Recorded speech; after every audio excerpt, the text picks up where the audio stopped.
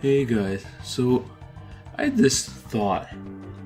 I was watching Superman because, you know, it's one of my son's favorites and it reminds me to keep hope in my heart and all that.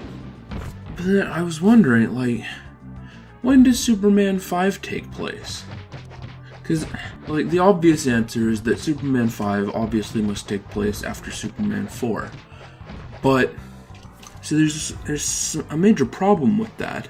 It has to take place before Superman 3, because clearly in Superman 5, Martha is still alive, but in Superman 3, Martha's been dead for a while. This is the first time, excuse me, you've come back to this little burg since your mom passed away. Yeah, I'm sorry.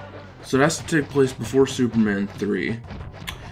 And then, I mean, it's got to take place after Superman 2, because Superman 2 is when Lex Luthor learns where the Fortress of Solitude is, and that's why he goes back there in number 5. So you'd think that's pretty clear cut, that Superman 5 must take place between Superman 2 and Superman 3. A nice clean midquel. But where there's a wrench in that, in Superman 5, Lois Lane has a super baby. And in Superman 3 and 4, there's no super baby anywhere. So it can't take place between Superman 2 and 3.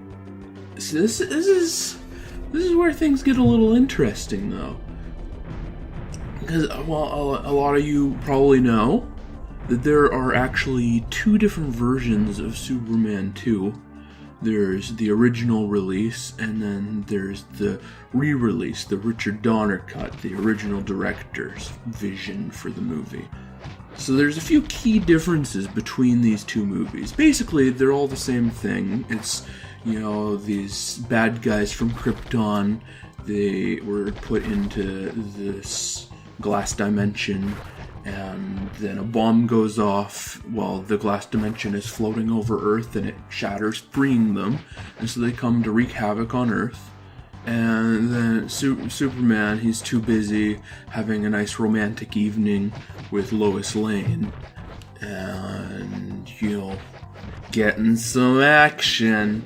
He's too busy to notice, so they go around causing crazy havoc, and then Superman eventually notices and stops them. But so the differences here, though, is that in one of these movies, in the original release here, Superman kills Zod and then uses his well-established date rape kiss to magically erase Lois Lane's memory, just bringing them back to the status quo. But in the re-release, they changed that a little bit. So Superman still kills Zod, but then, instead of using his date rape kiss to erase Lois's memory, he actually goes back in time to before Zod was released from the Phantom Zone, once again bringing them back to the status quo. See, this is a key difference here when we're looking at where does Superman 5 fit into the timeline. Because in one of these, Superman and Lois Lane have sexual relations, and in the other one, Superman and Lois Lane, due to time travel, never had sexual relations. I would like to put forward that in the re-release leads into Superman 3.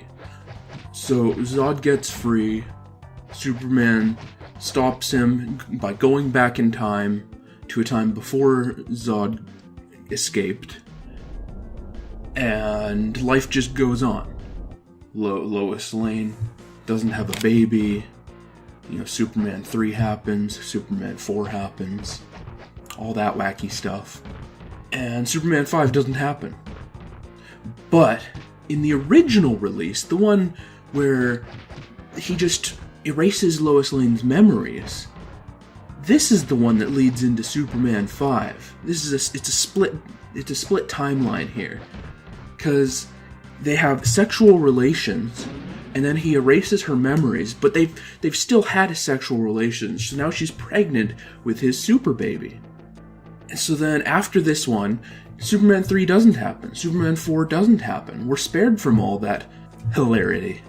And what does happen is Superman leaves Earth to go investigate Krypton, discovers that everyone's dead, and comes home to his living mother and his friend who has now given birth to his baby. And Superman 5 happens. It's a split timeline. For all the reasons I just pointed out, it's quite clear that this is the way it has to be. So yeah, that's the Superman theory.